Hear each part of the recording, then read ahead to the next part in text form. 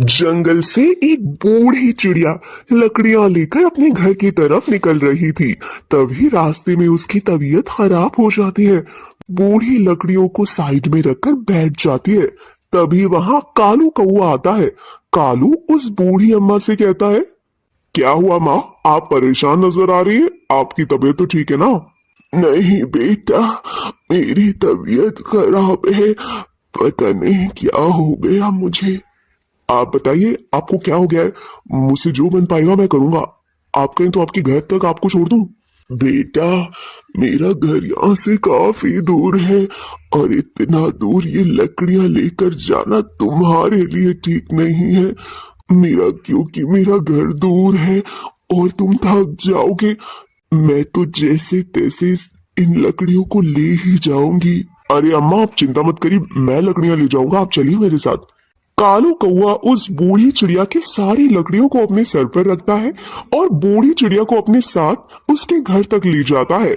घर जाने के बाद कालू बूढ़ी चिड़िया से कहता है, अम्मा, आपके घर में कोई और नहीं रहता क्या? आपके घर का सारा काम तो फैला हुआ है। आप एक काम करो, आप यहाँ आराम करो, मैं आपके घर का सारा काम करके आता हूँ। कालू उस बूढ़ी चिड़िया के घर का सारा काम काज करने लगता है और उसके लिए गर्मा गर्म चाय बना कर लाता है और उसे देता है। तभी बूढ़ी चिड़िया कालू से कहती है, बेटा तुम कितने अच्छे हो, भगवान तुम्हारा हमेशा भला करे। बस यही तो दिक्कत है अम्मा कि मेरे साथ कुछ भी ठीक नहीं है। धीरे धीरे मेरा तो पूरा परिवार खत्म हो गया और मैं फिर अकेला हो गया हूँ। मेरे घर की आर्थिक हालत भी बहुत ज्यादा खराब है। समझ में नहीं आता कि क्या करूं। इसीलिए खुद को खुश रखने के लिए मैं दूसरों की मदद कर देता हूँ। जानती हूँ बेटा, तुम कितने सच्चे हो, पूरे मन से। अच्छा, अब शाम हो चुकी है। अगर तुम यहाँ सोना चाहो तो सो सकते हो, क्योंकि तुम्हें अपने घर जाने के लिए जंगल के रास्ते से जाना पड़ेगा और मेरे हिसाब से जंगल का रास्ता शाम के समय बिल्कुल ठीक नहीं होता। तो मुझे अपनी माँ समझो और मेरी बात मान के यहीं रुक जाओ बेटा। कालू बूढ़ी चिड़िया की बात मानकर रुक जाता है।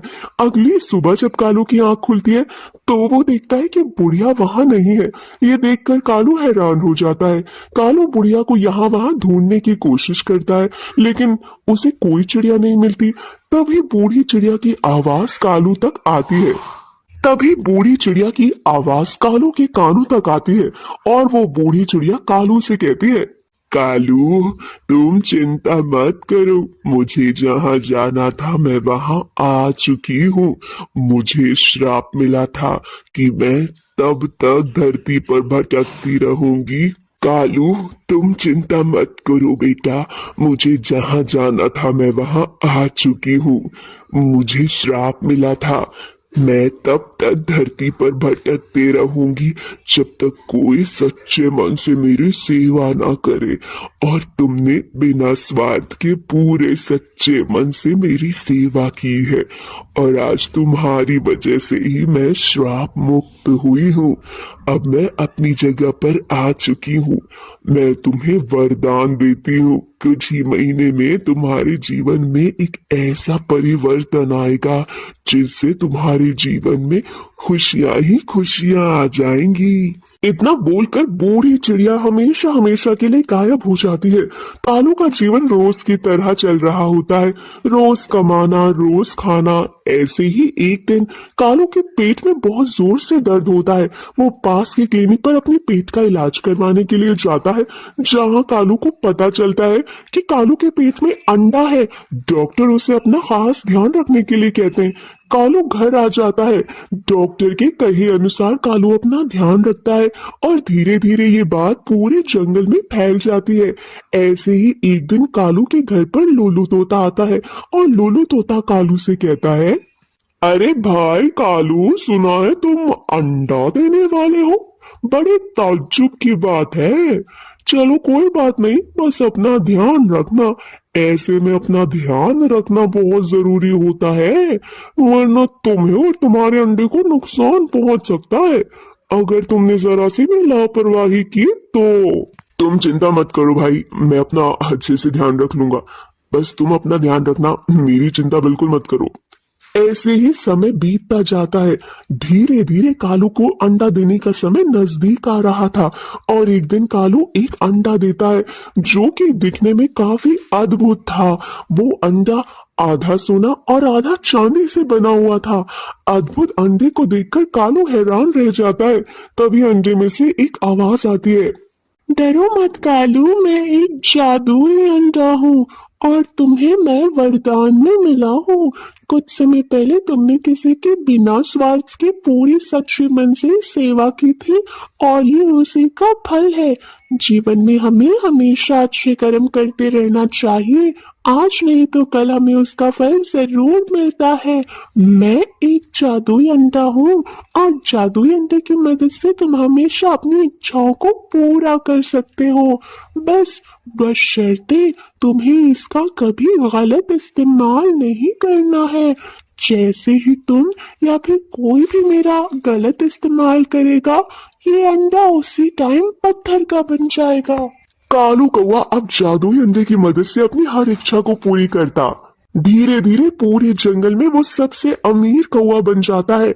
हर गरीब लोग कालू के पास अपनी समस्या लेकर आया करते।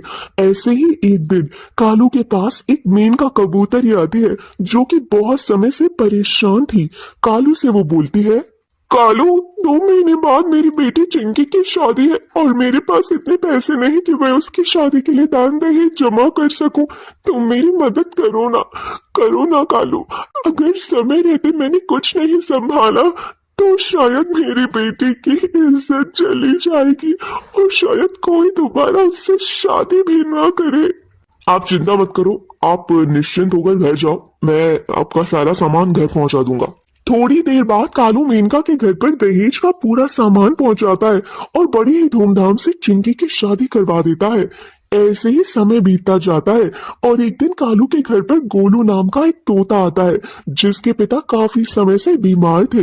गोलू कालू से कहता है, कालू भैया, मुझे बहुत पैसों की जरूरत है। मेरे पिता बहुत लंबे समय से बीमार है। मेरे पास इतने पैसे नहीं कि मैं उनका इलाज करवा पाऊँ।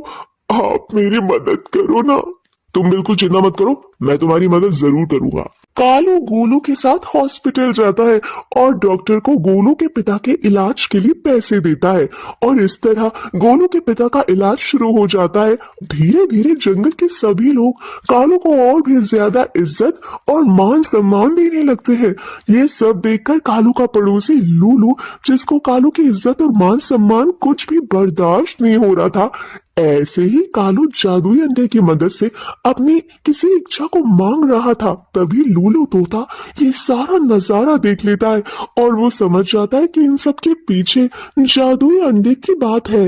लूलू तोता मन ही मन खुद से कहता है, अच्छा, तो लोगों की वाहवाही लूटने के पीछे का राज कालू के पास जादुई अंडा है। अंडे की मदद से ये लोगों के दिलों पे छा रहा है।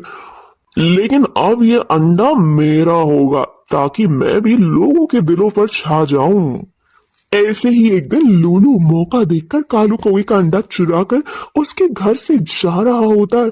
तभी कालू उसे देख लेता है और उसे रोकते हुए कहता है, अरे रुको लूलू, ये जादुई अंडा है और अगर तुमने इसका गलत इस्तेमाल किया तो ये तुम्हारे साथ गलत हो सकता है।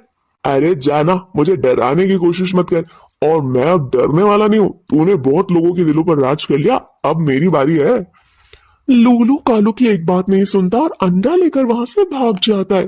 थोड़ी देर बाद अंडे के प्रकोप की वजह से लूलू एक पत्थर का तोता बन जाता है जो कि हमेशा हमेशा के लिए एक निर्जीव वस्तु के समान था। ये देखकर कालू को बहुत बुरा लगता है।